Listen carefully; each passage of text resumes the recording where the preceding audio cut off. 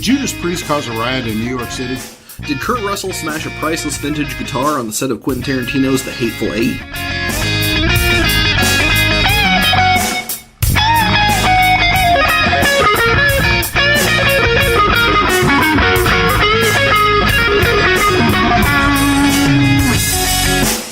Hey everybody, this is Big Randy with the Smarts Project. I've provided security and transportation for some of the biggest names in the music industry. I'm John. I've been a musician for over 20 years, playing everything from metal and punk to bluegrass and country. We're bringing you a podcast about some of the weirdest myths and legends that the music industry has to offer. This is Tall Tales and Music Mythology.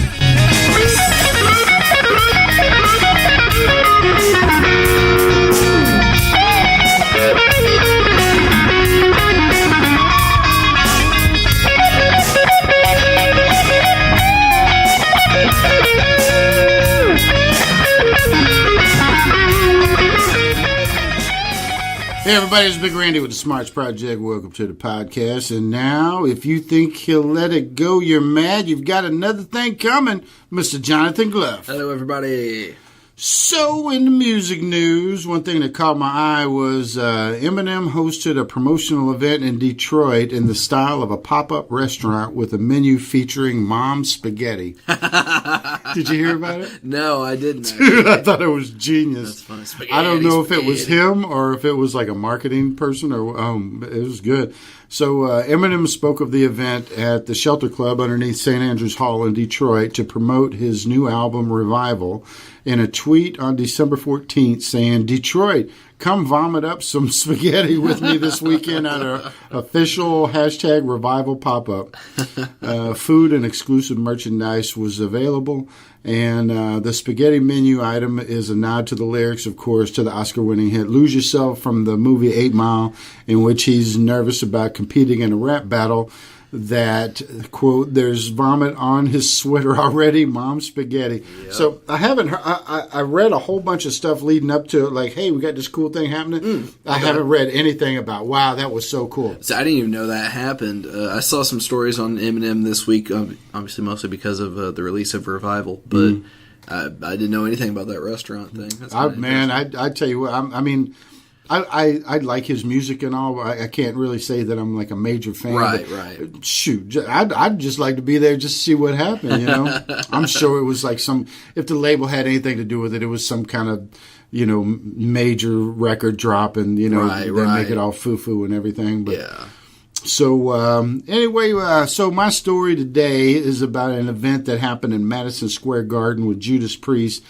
And I cannot believe is an old band that I love. I've never heard of this. Huh, yeah. I haven't heard of this one either. I've heard other stories about Judas Priest, obviously, throughout the years. It's funny, man, because, with the stuff that I found out while researching this, we can have like an entire month of podcasts just of Judas Priest. Oh, yeah, there's lots of stories. Crazy. Obviously, the backwards masking. And stuff. That was, yeah. That was ridiculous. So, on June 18th, 1984, you were born. Yeah. Judas Priest was barred from performing at Madison Square Garden after a rambunctious crowd pummeled the pre-show announcer with every conceivable object within the walls of Madison Square Garden, then proceeded to rip out over $250,000 worth of seating. Oh, wow. Now, just for all you young cats out there, $250,000 in 1984 had the same buying power as almost $596,000 in 2017. That's crazy. So incredibly, the band is still affected today, some 33 years later. So are they still banned from They're still not allowed in there. Shit, really? Yeah. Granted, not only are they not allowed to play there, they're not allowed to be in there. They're not, like Rob Halford, for example. Yeah. He's not allowed to walk through the front door. No kidding. Yeah. What? Yeah. These are 65 and 70-year-old men. Yeah, that's really strange. And especially considering, obviously, they weren't condoning. Well, I'll tell you what. I'm going to read about it, and Okay. then you'll see they didn't have anything to do with it. Yeah, it does. So that just freaks me out, man. There's 65. This isn't Charles Manson we're talking about. No. This is a pretty respectable, band. Mm-hmm. So frontman Rob Halford said in an interview with Loudwire very metal. The horrible thing is that if we did play Madison Square Garden, there would be some enthusiast who would be there from the original Riot with his penknife out, Right. and it would start all over again. So it's probably for the best. Judas Priest had scheduled the highly anticipated performance as part of the Defenders of Faith tour, and I remember this was a monster back in the day, bro. Okay. Something that didn't sit well with the local radio shock jock, Perry Stone's introductory announcements of a series of upcoming events at the Garden. A list that features some distinctly unmetal acts, including Neil Diamond and Helen Reddy, among others. Naturally, the crowd... Now, mind you, this is before Judas Priest went out. Okay, this brother's just coming out announcing. He's a local radio... So that's what this is about. Okay. Yeah, So the band hasn't even stepped on stage yet. Right, okay, gotcha. So naturally, the crowd of 20,000 plus booed me whenever I introduced myself, Perry later recalled, but began to get truly unruly when I read the list of uncool acts. A frustrated Perry hurled some epithets back, which, that always ends well. Yeah. and that's when people started collectively getting their shit together to throw at the fan. Oh, man. The crowd, he said, proceeded to throw firecrackers, M80s, cherry bombs, and assorted beer bottles at me. An often tumultuous 20-song set went on anyway, one that culminated in two powerful encores, which the encores were... These guys are just the epitome of professionals, so they already had this shit planned. Oh, yeah. Almost every encore is premeditated. Yeah. So at one point, however, exploding fireworks from a crowd can actually be heard in bootleg recordings during the show. One report stated that M80s raining down on people with floor seats. They were taking people out on stretchers, and the show went on. Rob Halford's Harley on stage. Anybody knows anything about Judas Priest, he rides a Harley out on stage. Was half buried in seat covers, and the show's at the show's conclusion, fist fights all over the place.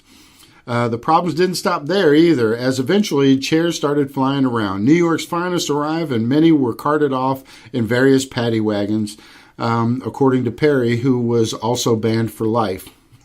Oh, the DJ got banned too? Wow. Now, photographer Bob Leaf was at the show and, quote unquote, hired on the spot by the venue to take pictures of the damage.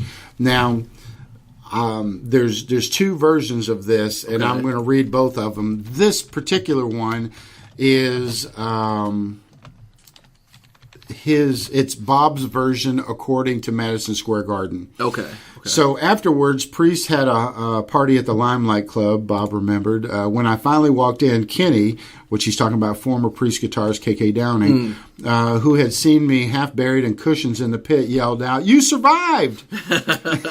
Wait, K.K. Downing isn't with them anymore? No kidding. Oh, that did happen kind of recently. Yeah. I remember seeing that. Never mind. There's actually quite a funny ending to that. Longtime Judas Priest member Glenn Tipton told Loudwire, "Me and Ken were there to watch John McEnroe play tennis in some indoor tennis championship. We went in hoodies because we had been banned from Madison Square Garden. Halfway through the tennis match, one of the ushers came down and whispered in our ear, 'Thanks for the new seats.' Halford added they wouldn't have the new seats without Priest." That's hilarious. Now, according to Bob Leaf, the photographer, on his website, I'm going to read exactly word for word his little letter about this. It's real short. Okay. So, note to all you people reading the Priest Riot show at MSG in 1984 story on UltimateClassicRock.com, which almost all of the information that I just read was that one interview. Right. Because it's a good source for stuff like that. It's a good source, but all the research that I did on, and I'm sure you've run into the same thing, but there's one resource that is usually a pretty respectable resource, and they do one interview, and then everybody cuts and pastes off of that. A lot of times. And that drives me apeshit. Oh, yeah. So this is his letter. The editor agreed to use my main page link in exchange for a free pick, but instead used the one-page Priest link. If you want to see tons more classic rock picks, go to bobleaf.com, and that's LEAFE.com. E.com. Yeah. I just looked him up just a second ago. Oh, okay. I saw that, yeah. But that's not my main beef. This is what I later sent to the editor. I wish he printed it to give you the real story. I have no idea who the hell Perry Stone is, but he's full of shit. That's an awesome way to start a letter. No, he's talking about the DJ. Yeah, that's what I'm saying. Yeah.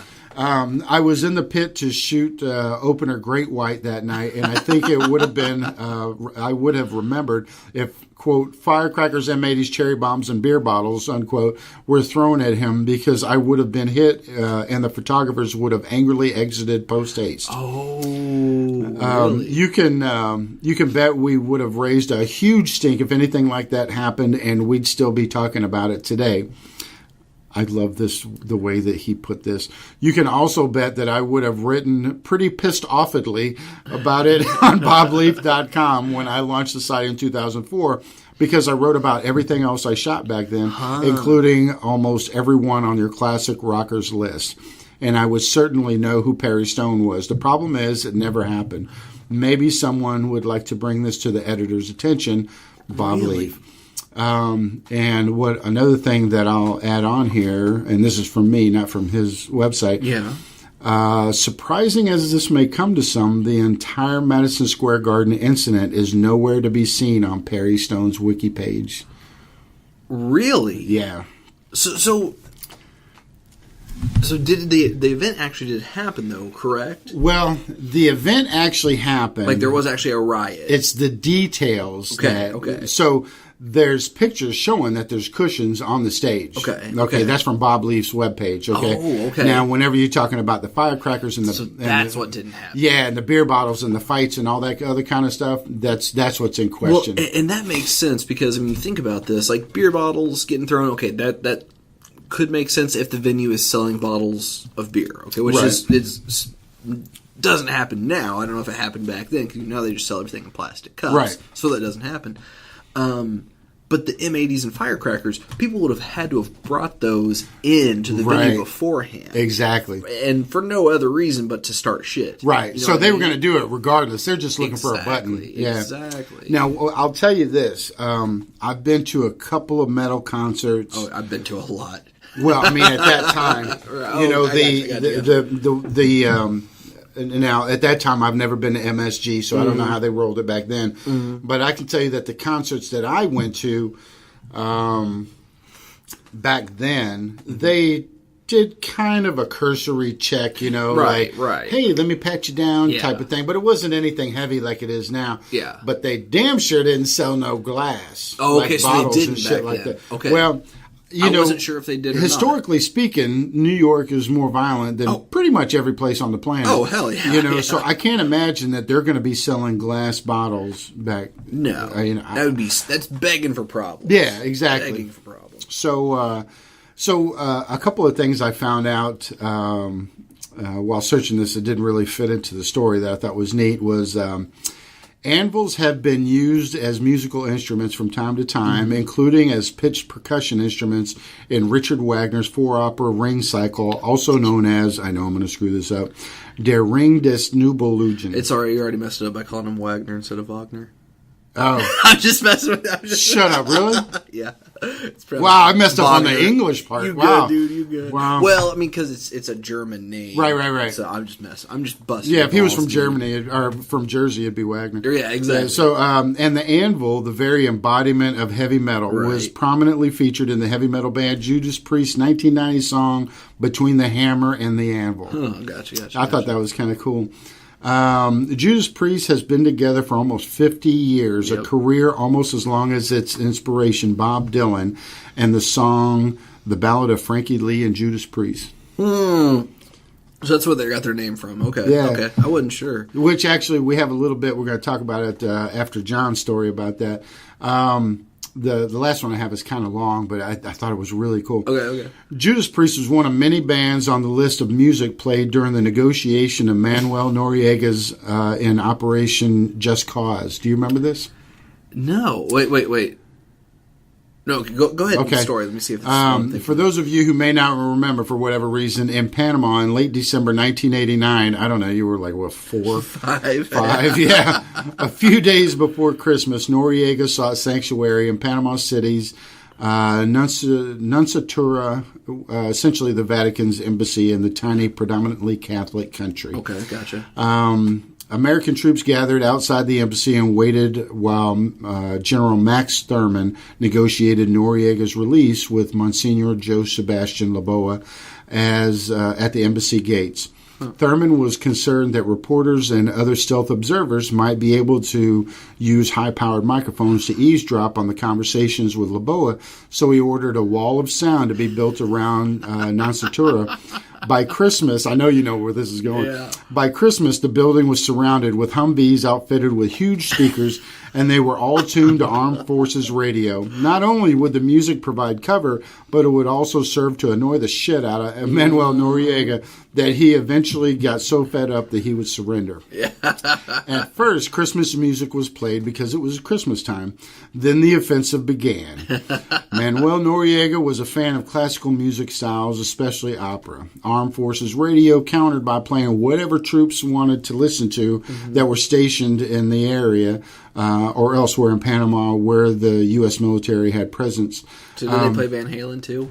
Well, that's what I'm getting to. Okay. Because this was 1989 and the troops were mostly young men, almost all that were requested were hard rock, heavy metal, and classic rock. Nice. Among the tunes that bombarded Manuel Noriega was Billy Idol's Flesh for Fantasy, Guns N' Roses' Welcome to the Jungle, Twisted Sisters' We're Not Gonna Take It, Boston's Don't Look Back, Judas Priest, You've Got Another Thing Coming, Alice Cooper's No More Mr. Nice Guy, and most appropriately, Van Halen's Panama. I was waiting for that one. Eventually, for Noriega, enough was enough. He surrendered on January 3rd after a little over a week of nonstop rock.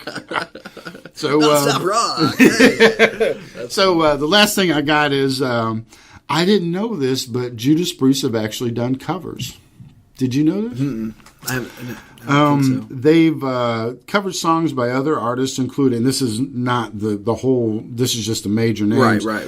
The Green Manalishi, which was a pretty big hit for them, that was by Fleetwood Mac. Diamonds and Rust by Joan Baez, which the thought of Judas Priest covering Joan Baez is mind-numbing in itself. Strange. Spanish Castle Magic by Jimi Hendrix. Yeah. Johnny B. Good, of course, by Chuck Berry, and Summertime Blues by Eddie Cochran. Really? Yeah. There's a lot of bands who you know, like metal and hardcore bands who do covers of very non-metal or hardcore songs. Well, right. like we were talking about Between the Buried and Me, doing a whole album of covers. I mean, right. They're like a technical death metal band, right? Who was doing like Kickstart My Heart and some Soundgarden and Smashing Pumpkins and bands like that. One thing this reminded me of whenever I was reading this list is I had this asshole for a friend of mine on Facebook one time that he was in one of those bands, you know, one of those. So a metal band of some sort. Some kind of metal band that you can't understand the words. And I don't mean that in a disparaging way. I just don't. You can't understand what the guy's saying. It's not your thing, yeah. Right. So anyway, he was the lead singer of one of these bands, but he had an appreciation for almost all kinds of music, and that's why we were friends. Right. So anyway, he had put out a video on his Facebook page one time, and it was Slipknot, and they were singing Livin' La Vida Loca. Okay. And I was like, no shit. Of course, I was gullible as hell.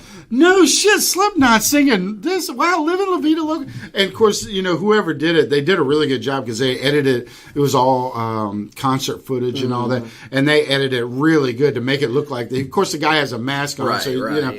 But anyway, I was like, wow, you know, I really got a lot more respect for these guys now.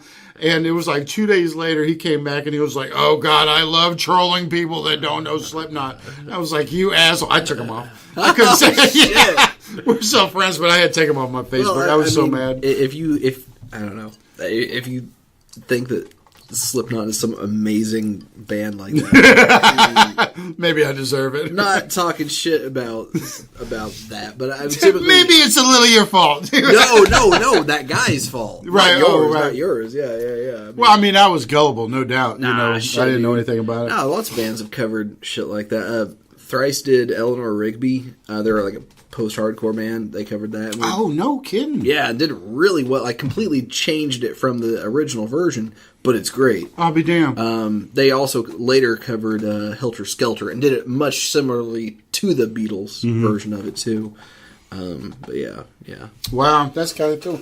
All right, well, that's my story, and I'm sticking to it. I do have one other thing. What's that? The one thing about Judas Priest, the song Another Thing Coming, technically the phrase should be Another Think Coming. It drives me nuts that they get that wrong. But no, that's the phrase. If you think this, you've got another think coming is the actual phrase. Everyone mistakes that and says another thing coming. That doesn't make any sense. You've got another think coming. Like, think again. That's how the phrase is actually supposed to be. Okay, see, now you're going to make me look up lyrics.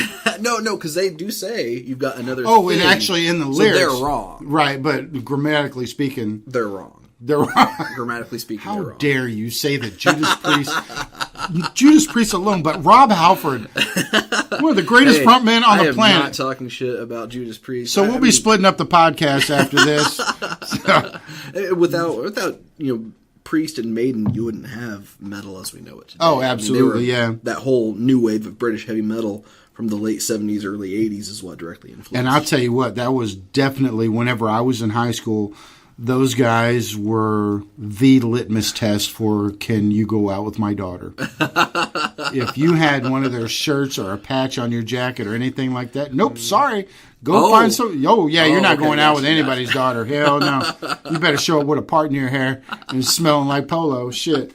So, all right, y'all, that's my story. I'm sticking to it. We'll be right back. Big John will lay down with his guy. All right.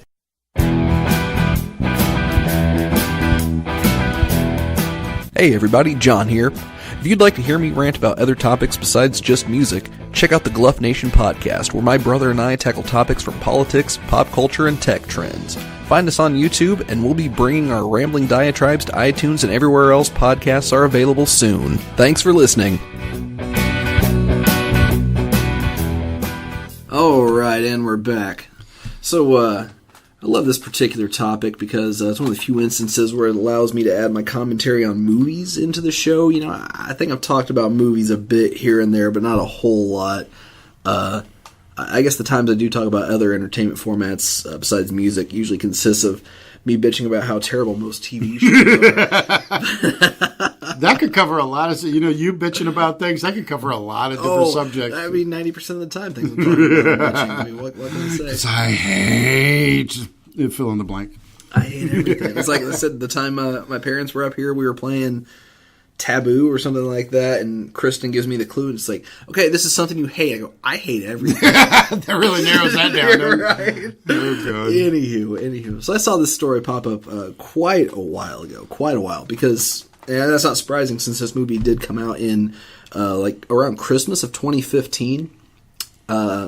And for some reason, I only just got around to finally watching it, which is strange because I love Quentin Tarantino movies. Mm-hmm. We only just watched this movie this last week. Mm-hmm. We watched it on like Tuesday or Wednesday night. I don't remember what night it was. And I've seen most of Tarantino's movies multiple times. Pulp Fiction is probably still my favorite movie of all time, which I know some of my friends probably give me shit about that choice, but fuck you, it's a great movie. Just means you're wrong.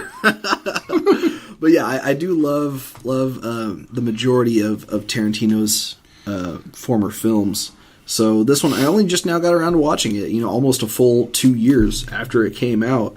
It was a fairly interesting movie. The actors were great. It was great performances, even by Channing Tatum, which shocked me because that guy can't act his way out of a wet paper bag. Hold it, is that the dude with the body from Magic Mike or something like that? Yeah. He's been in some other things like 21 Jump Street. I tell you what, man, if there's such thing as reincarnation, I want to come back looking like him. God darn. And it seems like he's a pretty cool guy. He has a good sense of humor about himself, at least it seems like. And he did a pretty good job in this movie, which really shocked me. Granted, he was not in much of the movie at all. Right. But just the fact that Tarantino even asked him to be in this movie surprised me. Yeah, the actors were great in it. Walton Goggins was in it again, which I love that dude. He's such a great actor, and no one ever knows who that is. He was in the TV show Justified. He was the main antagonist throughout the entire series, and he did such a great job in that show. He's single-handed. I love Timothy Olyphant. He's a great actor. He's the main character in the show. Walton Goggins, though, made that show. That dude. It's so fascinating that there's more than just music where you could spit out names like you have Tourette's syndrome. I have no idea who these people are, or these shows or movies or. Anyway, go ahead. I get strangely obsessed with those things. That's for sure. Say it ain't so. But so this movie, like many of Tarantino's other films, is kind of an homage to spaghetti westerns. So the westerns from back in the day that were made by Italian directors, namely Sergio Leone, who's the guy who made the Man with No Name trilogy, so A Fistful of Dollars, For a Few Dollars, yeah. Good, Bad, and the Ugly. Right. Quentin Tarantino himself even put a blurb on a reissue of The Good and Bad and the Ugly that said it's his favorite movie of all time. So he's made it no secret that he loves spaghetti westerns like this. There was a lot of his other movies that he's said, bear or pay tribute to spaghetti westerns. Like he said that specifically about Kill Bill and Django Unchained, which Kill Bill, the thing that really tied it to spaghetti westerns was its theme of revenge. So you've got a character who is left for dead by these people. She comes back and kills all of them. But the timeline is modern day, whereas Django Unchained, it was kind of a similar thing. It was revenge. It was fueling this main character's trail of dead bodies, but it was also a little bit more period specific. But it dealt with slavery, and that was never anything that spaghetti westerns dealt with at all. So this movie was kind of the first movie of his where it doesn't just bear an influence of spaghetti westerns. It basically is a modern day spaghetti western, in many senses. So it was pretty interesting to see that. The ending kind of felt a little. I feel sometimes like with Tarantino's movies, it feels like he just kind of gives up on the on the end of it and slaps it together. But I love most of the dude's movies. I cannot talk any shit about them. That's for sure. I've watched Pulp Fiction too many times to even remember. And me and him were born on the same day and the same year. No shit, really? Nice, dude. He's had some great movies. Reservoir Dogs was great too, and Jackie Brown. I didn't like Jackie Brown as much on the first time watching it as I did with multiple times. Plus, I didn't know anything about like blaxploitation films from the 70s the first time I saw it, and then the second time I watched it, it was like, oh wait, this makes sense now. I get it. Okay, I see where this is coming from. Yeah, he's the main reason why I look at myself sometimes and go, what the hell did I do wrong in my life? What wrong road did I take on the fork of life? Jesus Christ. But so, anywho, so back to the main story here, that a priceless Martin guitar was destroyed during the making of this film, The Hateful Eight. So, Martin guitars, I don't know how familiar most people are with this brand. I mean, have you ever heard of? Oh, absolutely, yeah. Okay, gotcha. So, C.F. Martin and Company, as it's officially known, was founded in 1833 by Christian Frederick Martin, hence the name there. And the company has been continuously run by members of the Martin family, even to this day. Their guitars are universally very well regarded, but what I always found was it's especially big in bluegrass and folk music. Yeah. And dude, I can remember, we were talking a little bit before the episode started about back what I can remember from back when I was playing bluegrass. I was 9-10 years old when I was doing this, and saw so many Martin guitars. Like almost everyone. So it's almost like a religion in bluegrass. Now, is it an American company? Oh yeah. That's probably got a lot to do with it. Yeah, absolutely. Well, but so is Gibson.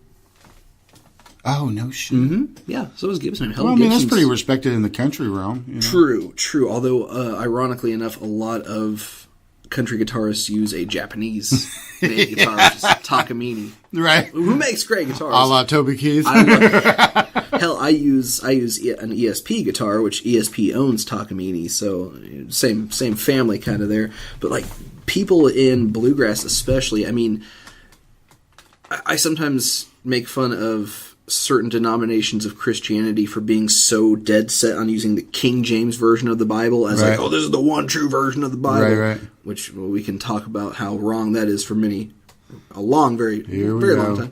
But like people in the bluegrass scene are like that with Martin. It's like if you don't play a Martin guitar, then you suck. You're not bluegrass. Right. Like, it's I'll be damned. Ridiculous, dude. It's crazy. I can remember we were talking about this too before the podcast started. There was a gospel bluegrass band in the early mid '90s called the Isaacs. They played at a church that we went to at the time, and the father and guitarist for the band, Joe Isaac, actually offered to sell my dad a Martin. So my dad eventually did buy a Martin many, many, many years later. I convinced him to buy one because there was also this big aura around the brand that they were hard to play, and I think what it was people would buy them and not have them professionally set up, and so that's why they thought they were hard to play. Because I picked up this one Martin. My dad was looking for a guitar at the time, so it was probably about 10 years ago. And he was playing like some Taylors and some Breed Loves, and I picked up this Martin. I was like, Dad, you got to play this, and he ended up buying it. So he does have one of the nicer. I think it's either a D28 or a D18. I can't remember which one. But a beautiful guitar, sounds great, plays great. The nicest playing acoustic I think I've ever played in my life. I'll be darned. So these guitars, even nowadays, tend to be fairly expensive. The bulk of the guitars tend to go for about $2,000 to $4,000 brand new. Shut your face. Oh yeah, that's not for a box guitar or for electric? An acoustic. Yeah. I mean acoustic electric, most of them, but yeah. They mostly make acoustic guitars, and I'll get to that here in a second. Right. But the antique ones, like some of those, a lot of those sell for six figures, $1 million plus. No. Like the antique ones especially, dude. It's crazy. Now, these are ones not played by God? Yeah, man. They go for exorbitant amounts of money. Like I said, even the new ones go for pretty high price, which, I mean, Taylors are the same way. Taylors are about $2,000 to $3,500 Unbelievable. or so. Yeah, it's crazy. But so the brand is mostly known for making steel-stringed acoustic guitars. They have made mandolins, electric guitars, acoustic and electric basses in the past, but by far they're known for making steel-string guitars. So wait a minute, back the truck up. Yes. You say steel-string guitars like there's an option. Yes, because there's also nylon string guitars. Oh, okay. All right, go ahead. And that's literally going to be my next point, was the difference between the two. So typically speaking, nylon string guitars are mostly found in classical music and flamenco. Right. Okay? Whereas steel string tends to be more for country, blues, bluegrass. Everything else. Yeah, honestly. I mean, you'll occasionally see nylon string guitars in other forms. So the term nylon string and classical guitars often are interchangeable. Right. Because, I mean, pretty much every classical guitarist that you'll find is playing a nylon string guitar. And nylon strings were the predecessor to catgut strings, because you used to hear about cat intestines. On fiddles and stuff. Exactly. Nylon is what replaced that. But Jose Feliciano, I would come to think of it, the flamingo, he has the nylon strings, come to think of it. Yeah. And most of the time you can spot a nylon string guitar pretty quickly by seeing the slotted headstock. Yeah. Usually, not always. Right. Because actually the guitar that was in this movie was a slotted headstock guitar, but it's a steel string. Okay. Willie Nelson, I don't know. He plays a guitar that's set up in the classical style. It's got the slotted headstock as well. But his, I'm guessing, is probably steel string still. Whatever. I'm almost positive it is. Yeah. That's kind of irrelevant, but I'm guessing it is. So needless to say, though, Martin is definitely one of the mainstays of American guitar manufacturing, even if they don't have quite the same name recognition that like Fender and Gibson have. They're still a very, very prominent brand. So in this movie, in this one particular, back the train up just a little bit. So Quentin Tarantino, like many other directors, notably David Lynch, in my opinion, comes to mind. Music is a huge part of his movies. Mm-hmm. He's had several movies where bands have performed songs in the movie. There was one in Kill Bill that became so popular that they started getting used in a Vonage commercial. Stop it. Yeah, seriously. You've heard the song. I'll play it for you later. All right. But the song came from a band that played in Kill Bill. Okay. Anywho. So music features very prominently in all of his movies, either being played or like Miserlou by right. Dick Dale. The Pulp Fiction. Exactly. Right. Most people know of that strictly as the opening theme song from Yeah, Pulp I didn't Fiction. know until you told me. Exactly. Yeah. Whereas that song came out in, the mid-'60s. Right. 60s. I was thinking late 50s, early 60s, Yeah, it had to be at least the mid-'60s because Fender was already making the Stratocaster. I think we did an episode on that, didn't we? I did talk about that some, with him being so instrumental in furthering tube amp technology. That's right, making yeah. the louder amplifiers. And he beat the hell out of that one string Yeah. all the time. Oh yeah, Dick Dale he wails on the low E string mostly. Yeah. But anywho, so just like that, just like his other movies, in this movie, music features fairly prominently because about 3/4 of the way through the movie, the character being played by Jennifer Jason Leigh is playing a guitar. Okay, and it happens to be this Martin. So long story short, I'm going to give a little bit of the movie's plot here without any spoilers because all of this that I'm about to tell you happens within about the first 5 minutes of the movie. Jennifer Jason Leigh plays a criminal who is captured by a bounty hunter who is played by Kurt Russell. Mm-hmm. Okay, her character is one of the leaders of a gang who's kind of in the same vein as like the bank and train robbers of the time, like the Jesse James gang right. and stuff like that. And so she's shit-talking Kurt Russell's character throughout the whole movie, which usually results in her getting punched or elbowed in the face. Right. But so she's pretty antagonistic to pretty much everyone in the movie. Constantly refers to Sam Jackson's character by the mother of all racial epithets, right. shall we say, which Tarantino's movies do have a tendency to let the N-word fly quite right. prolifically. But so again, I tell you all of this to give some backstory to the scene without spoiling anything. So she's at this one point in the movie, she's playing this song that, and she's playing and singing this song that implies she's going to kill Kurt Russell's character. He walks over, snatches the guitar out of her hands, and smashes it on a nearby wooden post. Tarantino and Russell were both under the impression, or so it seems, that it was a prop guitar. But unfortunately, they were both also wrong. This was a guitar. Tarantino tends to, and a lot of directors, try to pull in period-specific pieces into their movie whenever they can. They try to get things that are period accurate. This kind of falls under the when you're rich or an artist, that's called being eccentric and not just being a pretentious asshole. But so. They had numerous copies of the guitar on set, but they also did have this original guitar that was then 145 years old. Holy That was cow. on loan from the Martin Guitar Museum. Supposedly, many people on the set were under the impression that at some point during the scene before Kurt Russell grabbed the instrument, Quentin would yell out, "Cut," and swap the real guitar out for a fake. Right. Either he forgot to, or he got too engrossed in the scene, or thought that it had already been replaced because it very much was the original that got destroyed. Needless to say, the Martin Guitar Company was not too amused. We were informed that it was an accident on set. Dick Boak, the director of the museum who lent the guitar to the film, said, "We assume that a scaffolding or something fell on it. We understand that things happen, but at the same time, we can't take this lightly. All this about the guitar being smashed, being written into the script, and that somebody just didn't tell the actor, this is all new information to us. We didn't know anything about the script or Kurt Russell not being told that it was a priceless, irreplaceable artifact from the Martin Museum." Oh, wow. Jennifer Jason Leigh wasn't too thrilled about the incident either.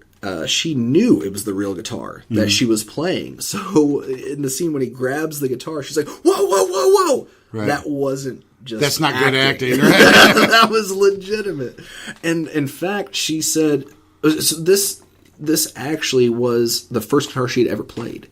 She learned to play guitar, and she plays On the whole that thing. one. And you can tell she's playing. Right. I mean, she's legit playing this shit. Right. Not no Ralph Macchio, Joe Satriani shit. Right, Yeah. exactly. Well, Steve Vai. Or Steve Vai. Yeah.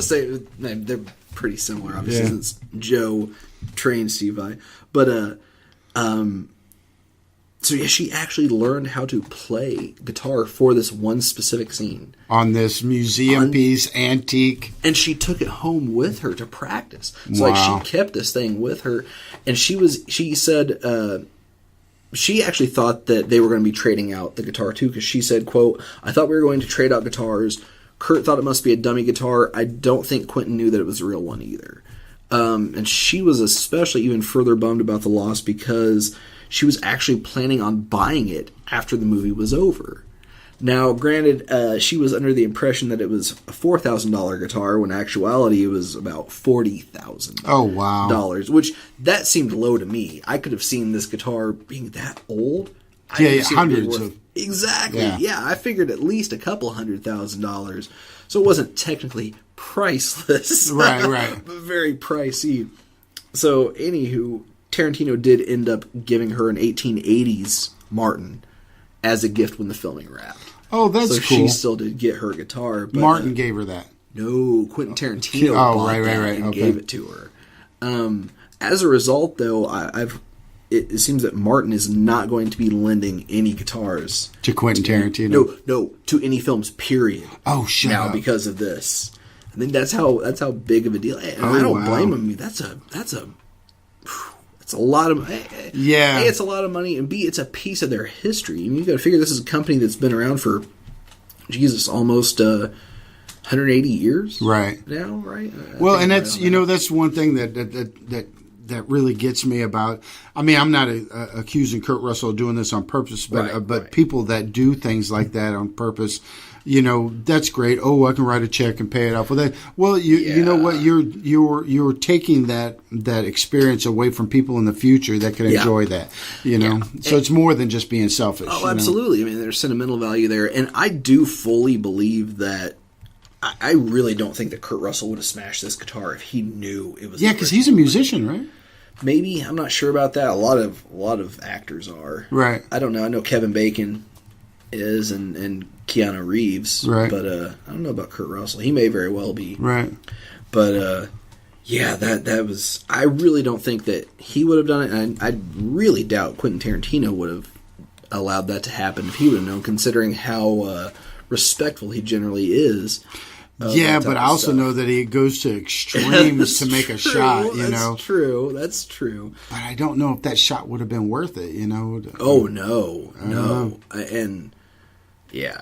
So this wasn't so much a myth or a legend as it was just an interesting story, you know what I mean? But yeah. I'm most amazed by the fact that this managed to happen at all. But out of the hundreds of people on a movie set. Yeah. Right. But then again, like in the past, when people have pointed out mistakes in movies that Tarantino has made, he writes them off as, "Oh, I was making doing a tribute to the fact that older movies had a lot of mistakes in them all the time." Bullshit. Right. Bullshit. You made a mistake and you don't like being called out on it. So, but yeah, this was interesting, and again, it was kind of relevant to me just since I just watched the movie finally. What was the name of the movie again? The Hateful Eight. The Hateful Eight. I'm gonna have to check that out. Sam Jackson, Christoph Waltz is in it. He's been in the last couple of Tarantino movies. He was in Django Unchained and Inglourious Bastards. He's won an Academy Award recently for something too. Might have been one of those two movies. Great actor. Dude's a great actor. And then Walton Goggins, who I mentioned earlier, he was in Justified, and then he was also in Django Unchained as well. Just Sam Jackson and Kurt Russell alone. Right. Because I love me some Kurt Russell. I'm trying to think who else was there. Big Trouble in Little China? Get the hell out of here, man. Well, we were talking about Laura Dern. Oh, earlier. right. Her dad, Bruce Dern, is in the movie. I'll be darned. That's another one. Channing Tatum was in this. Jennifer Jason Leigh, obviously. Damn it, I can't think of the one actor's name now. Hispanic actor he was in Weeds and a couple other things I've watched too. He was in this one. Damien Bashir, I think is his name. I don't remember. So great cast, like always. Very small cast. I mean, no extras really to speak of. Oh, no kidding. It's a very contained movie. I mean, almost the entire movie takes place in this. It's in the 1800s, mid to late 1800s. Well, it's post Civil War, America, Wyoming, actually, and so it just takes place in this one big log cabin. Basically, it's a inn/general store. So very contained movie, but it wasn't terrible. Wasn't as good as I was hoping for, but it wasn't bad. You always have your bar set pretty high. Well, I mean, to be fair, like I said, Pulp Fiction is one of my favorite movies. Well, of all time, fair enough. Yeah, and I did like pretty much everything else he's done. Death Proof was really one of my favorite movies he's done that didn't get almost any traction at the time, and come to find out, a large part of the reason for that being that's come to light in recent weeks. So Tarantino has almost always, and even up through the Hateful Eight, worked with the Weinsteins. Okay, he made movies for Miramax back when they were still part of Miramax. Right. Once they split off and formed the Weinstein Company, he started working with them as his producer. Does that have anything to do with Harvey? Shut your face. So, what has happened here? Okay, Death Proof, he came out with that in... Let's see, that was between Kill Bill Volume 2 and Inglourious Basterds. So it was around like 2007, 2008. He paired up with Robert Rodriguez, who's a friend of his, who's also a director. He directed Desperado and Once Upon a Time in Mexico, which were a spinoff from sequels to the movie El Mariachi. And also he directed, what's the vampire movie with George Clooney? From Dusk Till Dawn. I'm starting to say you got to be saying that rhetorically, because you know I ain't knowing that shit. So him and Robert Rodriguez are really good friends, and Robert Rodriguez put out the other half of... So he put out a movie called Planet Terror. Tarantino did Death Proof, and they released them together in a set called Grindhouse. And they would play them together in movie theaters as well. Well, around that same time, Robert Rodriguez was dating Rose McGowan, who starred in Planet Terror. She is one of Harvey Weinstein's accusers. Okay, which I totally do believe her, because this guy's a piece of shit. Right. And so... Robert Rodriguez believes that Harvey Weinstein kind of buried Planet Terror and Death Proof because of her being in the movie and him dating her. Yeah. Rose McGowan, isn't that the one that showed her ass with Marilyn Manson? She dated him for a long time. Yeah. Showed up with some red carpet thing, had strings hanging from her ass. That could be. I don't know. Yeah, that name sounds familiar. A little bitty thing. Yeah, great actress, gorgeous woman. Really, really good actress, though. And, so... I forget where I was going with this, but, whatever. There's one great thing about being old. You lose your place, and then you're old enough you don't give a shit. Well, a few beers in, I tend to get a little fuzzy on these things. So. Damn. Anyway, that's all I've got. That's all I've got. Well, one thing I wanted to say before we shut things down is right now me and Jonathan are talking about doing a special about the origins of band names. Oh, yeah. So if y'all got any band names that you know the story about and you want to hear about it, or you don't know the story about and you want to hear about it, get a hold of us on our social media and all that shit that John's getting ready to tell you. Indeed. And we'll put it out there. We'll research it. We'll put it out there. So unless you got anything else, let's go ahead and bring it home, brother. All right, guys. Well, as always, if you have any urban myths or legends, or in this case, band names that you would like us to research and talk about on the show, you can find us on social media, on Facebook at Tall Tales Music Mythology, or on Twitter at T2M2 Podcast, or you can email us at hosts, HOSTS, at T2M2.org. And if you want to know anything about the Smarts Project and what we can do for your high school music department, you can visit us on our home on the web at thesmartsproject.com. And our complete department is open 24 hours a day, 7 days a week at Randy at thesmartsproject.com. Now more than ever, be kind to each other. Tell your kids you love them while you got them, and never be a myth. Always be a legend. Love you. Bye. Bye.